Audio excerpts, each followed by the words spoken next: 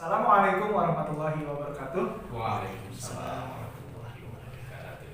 Sahabat LA dimanapun Anda berada, Alhamdulillah video kali ini akan membahas sesuatu yang sangat-sangat penting dan sangat-sangat menarik. Kurang lebih judulnya adalah How to Convince Your Customer, atau gimana sih caranya meyakinkan pelanggan-pelanggan kita. Meyakinkan untuk apa? Untuk beli LA Gold atau untuk melakukan LA Lifestyle. Sebelumnya perkenalkan dulu, nama saya Alberti Azhar. Di sini saya tidak sendiri, saya bersama Abah Wildan.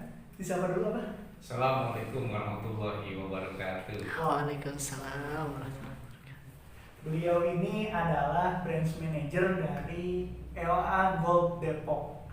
Jadi nanti kita akan membahas mengenai how to convince your customer ya Mbak ya. Di dalam how to convince your customer itu kira-kira apa aja sih Mbak yang bakal dibahas nanti outline-nya? Oh baik, kalau how to convince your customer itu ada 4 pilar, ada 4 poin penting ya.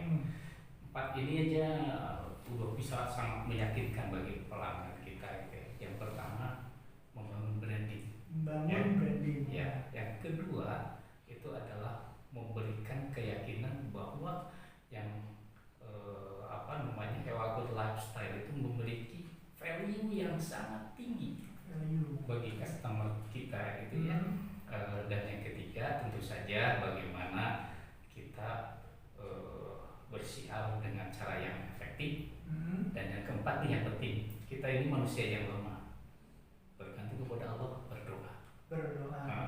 Jadi satu branding, yang kedua value, yang ketiga siar yang efektif, dan yang keempat berdoa. Gitu ya. Jadi ada 4 poin ya Mbak. Betul. Kalau misalkan dibahas sekarang 4-4-nya kayaknya kelamaan atau sangat-sangat panjang. Bisa 1 hari, bisa 2 hari, bisa 1 bulan gitu. Luar biasa, benar-benar udah kayak materi padat gitu ya Mbak ya. Bisa ini. Insya Allah. Kalau seperti ini gimana Mbak? Kita bahas dulu satu persatu. Sekarang kita fokuskan pada poin yang pertama tadi. Poin yang pertama tadi adalah branding ya, tentang branding. Nah, dalam how to convince your customer atau cara kita meyakinkan customer, branding ini sebenarnya apa sih Mbak? Karena yang saya tahu nih, brand itu kan artinya merek. Apakah kita harus membangun suatu merek gitu dari pada LA Gold Lifestyle ini? Coba Mbak diceritakan bagaimana. Baik, makasih Alwi. Ya, sama-sama. Beda antara brand dengan branding ya. Brand itu betul merek. Kita nggak usah bilang merek anu ya, udah tahu lah ya. Brand itu merek gitu. Tapi branding adalah membangun persepsi yang kuat. Persepsi yang kuat dari customer kita, tetapi yang kuat dan positif. Itu yang kuncinya. 1 persepsi, 2 kuat, 3 positif. Ya, itu yang dimaksud dengan branding, membangun itu gitu, agar brand itu melekat pada customer kita. Nah, kira-kira Mbak, kalau misalkan itu kan tadi kayak teorinya gitu ya Mbak ya. Ada apa? Ada brand, ada branding ya. Branding, terus tadi itu apa? 3 poin itu Mbak? Oh, yang berikutnya. Bukan. Tadi 3 poin itu tuh positif, persepsi, ya, positif, kuat, dan juga kuat gitu ya. Nah, kira-kira kalau misalnya dipraktekkan dalam menerapkan pola hidup atau lifestyle LA Gold itu bagaimana tuh Mbak? Oke, jadi branding itu diterapkan atau kita bangun ya, juga tidak hanya 1 poin. Ada beberapa poin. Branding yang harus kita bangun adalah branding kita sendiri, atau yang kita kenal dengan personal branding, ya kan? Branding yang harus kita bangun juga branding perusahaan kita. Perusahaan kita gitu ya, atau kredibilitas perusahaan kita. Dan branding yang harus kita bangun juga branding dari produk kita. Ewagoldnya itu sendiri, LM-nya. Dan ini yang penting. Branding yang paling utama adalah layanan kita. Jadi ada 4 ya. Personal branding, kredibilitas perusahaan, lalu kemudian branding dari produk kita, dan layanan kita gitu ya. Ada 4 itu yang harus kita bangun. Ada 4 ya, yang layanan ini agak unik. Cuman kita bahas dulu juga. Dari 4 poin tersebut, apabila diterapkan langsung pada kehidupan sehari-hari, misalnya nih Abah mau menjual atau misalkan cerita Abah ketika memperkenalkan Elago Lifestyle gitu dengan mindset branding tadi itu bagaimana juga? Pertanyaannya bagus ini ya. Kita bicara di lapangan ya. Iya, di lapangan. Kalau teoritisnya seperti ini, membangun personal branding itu tipsnya ada 3 dan ini teoritis. Itu teman-teman Elago udah hafal banget ya. 1 harus punya kompetensi, yang kedua harus punya reputasi, dan yang ketiga harus punya prestasi. Itulah personal branding. Tapi penerapannya di lapangan seperti apa? Ya. Baik, Abang mau cerita di lapangan. Seorang agent, katakan Abah agent, udah 1 tahun jadi agent, lalu kemudian menyampaikan kepada masyarakat yang saat itu sedang berkumpul, kita undang berkumpul, kita siarkan Elago, bapak-bapak dan ibu-ibu presentasi. Saya adalah agent dan saya sudah 1 tahun menjadi agent, ingin memperkenalkan Elago gitu ya, dan ingin mengajak kepada teman-teman ibu-ibu dan bapak sekalian untuk bergabung dengan kami menjadi member atau menjadi agent gitu kan. Nah, pertanyaannya, mereka pada ikut nggak? Belum. Ada yang ikut, tapi ada juga yang enggak ya. Iya. Kira-kira masih meragukan nggak ya? Iya, masih. Gitu apa? Gitu mungkin gitu. Betul gitu ya. Bandingkan dengan seorang tokoh, katakanlah Agim. Kenal Agimnya? Atau Ustadz Adi Hidayat, ya kan? Ustadz Adi Hidayat dan Agim suatu hari sedang berceramah di masyarakat ramai. Wah, yang mendengarkan banyak sekali. Nah, ceramahnya tentu saja tentang agama gitu ya, atau tentang apapun juga. Tetapi di tengah ceramahnya, Agim mengeluarkan Elago.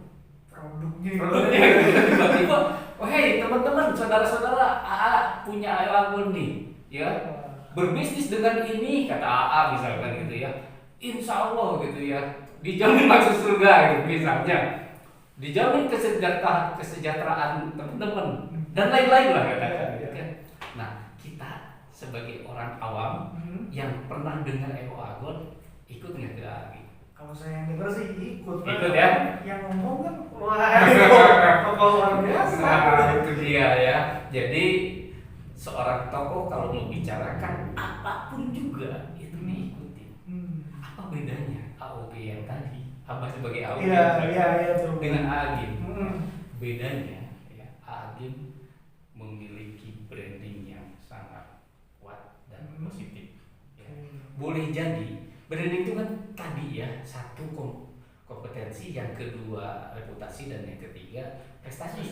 Ya. Boleh jadi Agim nggak paham tentang Elago, kompetensi boleh jadi sedikit pahamnya, tetapi dia memiliki reputasi yang kuat, citra positif. Menarik tuh. Ya, citra positif di seluruh lapisan masyarakat di Indonesia.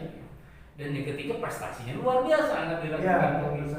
Nah, poin itu dimiliki oleh Agim.